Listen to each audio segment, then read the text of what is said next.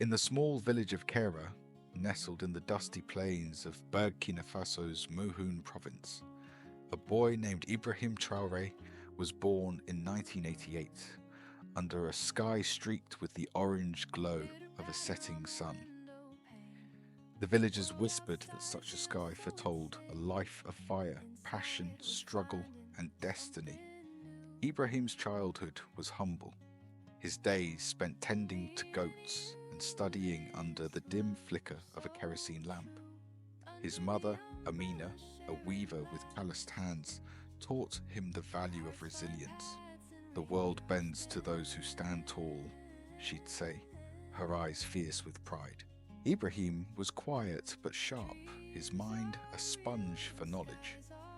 At the lycée in Bobo Dioulasso, he devoured books on history, philosophy, and the revolutionary ideas of Thomas Sankara, Burkina Faso's legendary Che Guevara of Africa. Sankara's vision of a self-reliant nation burned into Ibrahim's soul. But the Burkina Faso of his youth was a land of turmoil. Jihadist insurgents roamed the north, poverty gnawed at the people, and foreign powers pulled strings from afar. Ibrahim saw the pain in his classmates' eyes, the hunger in their bellies, and betrayal in the suitcases of cash he heard politicians traded for favors. At 21, Ibrahim joined the Burkinabe army, not for glory, but for purpose. His training in Morocco sharpened his skills, and his courage shone during a 2018 UN peacekeeping mission in Mali, where he faced rebel fire in Tombouctou and saved 3 comrades from an ambush. He was fearless but never reckless, his commanding officer later said. Promoted to captain in 2020, Ibrahim fought in the Otopanu offensive against jihadists in Djibo, but he grew disillusioned. Soldiers lacked boots and bullets, while elites in Ouagadougou dined on imported wine. This is not the Burkina Faso Sankara dreamed of, he told his brother Inusa one night, his voice trembling with resolve. By 2022, Burkina Faso was fracturing. 2 coups in 8 months had left the nation reeling. Lieutenant Colonel Paul-Henri Damiba, who had ousted President Roch Kabore, promised security but delivered chaos. An ambush in Gasquin killed 11 soldiers and dozens of civilians, and Ibrahim, now leading an artillery regiment in Kaya, could no longer stand idle. He rallied junior officers, their hearts pounding with the same fury he felt. On September 30th, 2022, they struck.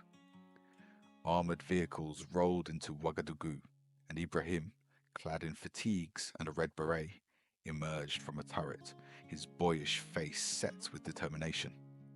The crowd roared, some waving Russian flags, others chanting Sankara's name. Damiba fled, and Ibrahim, at 34, became the world's youngest head of state. But power was a double-edged sword. Ibrahim faced a nation on the brink. Jihadists controlled nearly half the territory, 2 million were displaced, and foreign powers circled like vultures.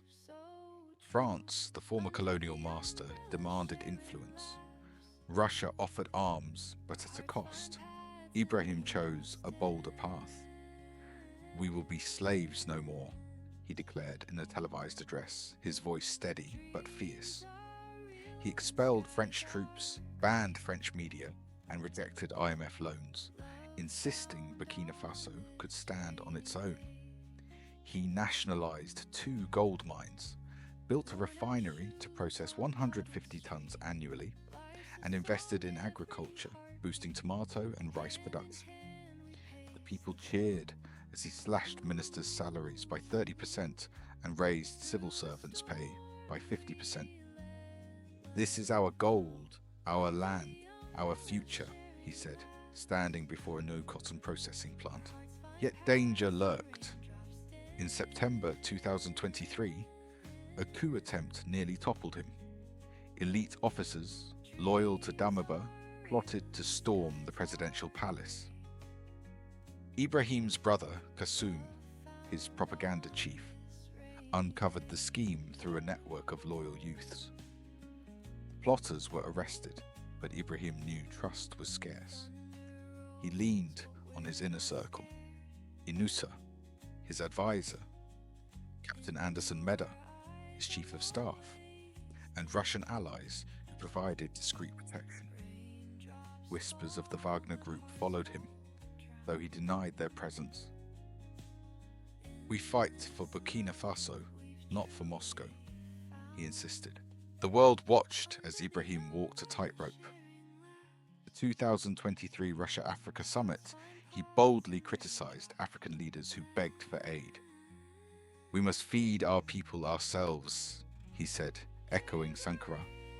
In 2024, he formed the Alliance of Sahel States with Mali and Niger, a pact to defy Western dominance.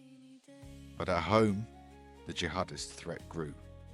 An attack in Mensala killed dozens, and an obus struck near the presidency, shaking Ibrahim's resolve.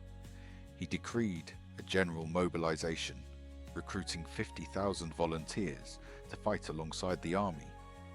"We either fight for our country or remain slaves forever," he told a crowd in Ouagadougou, his red beret gleaming under the sun.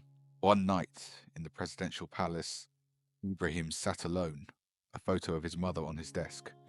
He recalled her words, "The world bends to those who stand tall." Outside, the city hummed with hope and fear. Ibrahim picked up a pen and began drafting a speech for the nation. "Burkina Faso," he wrote, "we are not yet free, but we are no longer afraid." The fire of Kera still burned in him, and the world waited to see where it would lead.